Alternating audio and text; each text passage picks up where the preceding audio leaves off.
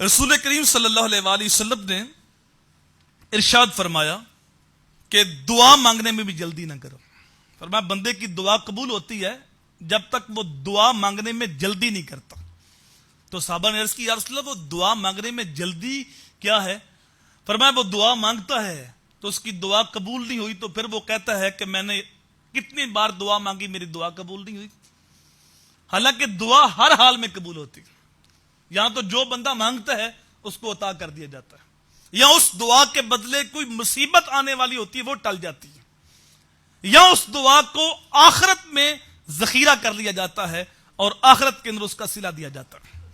لیکن بندہ چونکہ جلد باز ہے پھر وہ اللہ پہ شکوہ کرنے بیٹھ جاتا ہے اور پھر وہ دعا کرنا چھوڑ دیتا ہے. تو میرے حضور نے فرمایا جب تک وہ دعا مانگنے میں جلدی نہیں کرتا رب اس کی دعا قبول کرتا. اللہ اکبر. بعض اوقات ہوتا ہے کہ انسان جلد بازی کے اندر اپنے لیے یا اپنے بچوں کے لیے بد دعا کر دیتا ہے. کوئی مشکل وقت آ گیا, مشکل گھڑی آ گئی, آزمائش کا مرحلہ آ گیا تو انسان جلد بازی کے اندر اپنی موت کی دعا کر دیتا ہے. بیٹا نافرمان ہو گیا, بیٹے سے کوئی غلطی ہو گئی تو ان کے لیے بد دعا کر دیتا ہے, اس کے لیے تباہی کی دعا کر دیتا ہے, غرق ہو تو مر جائے, اس طرح کے الفاظ بولتا ہے. تو حضور صلی اللہ علیہ وآلہ وسلم نے فرمایا کہ اپنے لیے, اپنی اولاد کے لیے, اپنے مال کے لیے کبھی بھی بد دعا نہ کیا کر. کبھی ایسا ہوتا کہ وہ قبولیت کا وقت ہوتا ہے تو جو تم کہتے ہو وہ فوراً قبول ہو جاتی ہے. تو کبھی بھی جلد بازی کے اندر اپنے لیے اور اپنے بچوں کے لیے بد دعا نہیں کرنی چاہیے, بلکہ تحمل کے ساتھ, بردباری کے ساتھ. اور یہ بردباری اللہ تعالیٰ کو بڑی پسند ہے.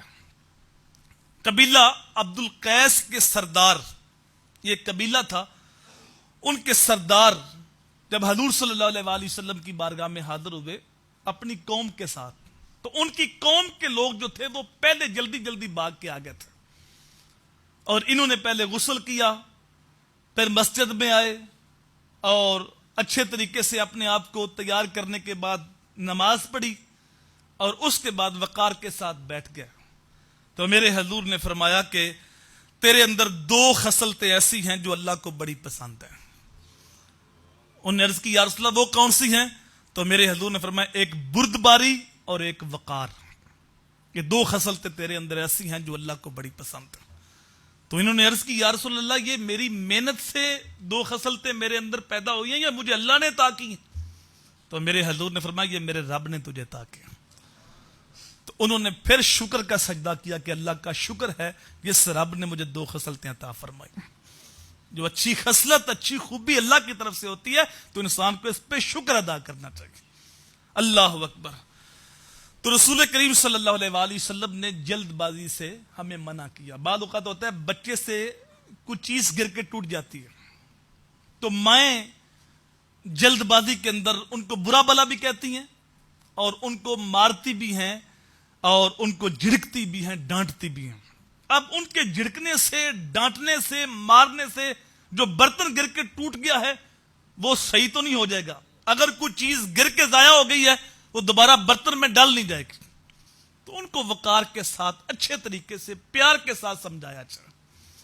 حضرت انس بن مالک کہتے ہیں میں نے 10 سال حضور کی نوکری کی, حضور نے ایک بار بھی مجھے نہیں ڈانٹا. کبھی کوئی ایسا ہوتا کہ کوئی چیز گر کے ٹوٹ جاتی تو گھر والوں میں اگر کوئی بات کرنے لگتا تو اللہ کے نبی کہتے رہنے دو, اس برتن کی عمر ہی اتنی تھی. ایک ہوتا ہے کہ بندہ جان بوجھ کے سستی کرتا ہے, غیر ذمہ داری کا مظاہرہ کرتا ہے, وہ ایک الگ بات ہے, اس کو سمجھایا جائے. لیکن اگر کوئی بچے سے ایسی غلطی ہو گئی, کوئی چیز ٹوٹ گئی تو اس پہ ڈانٹ ڈپٹ کا انداز نہیں ہونا چاہیے بلکہ اس کو اچھے طریقے سے سمجھانا چاہیے.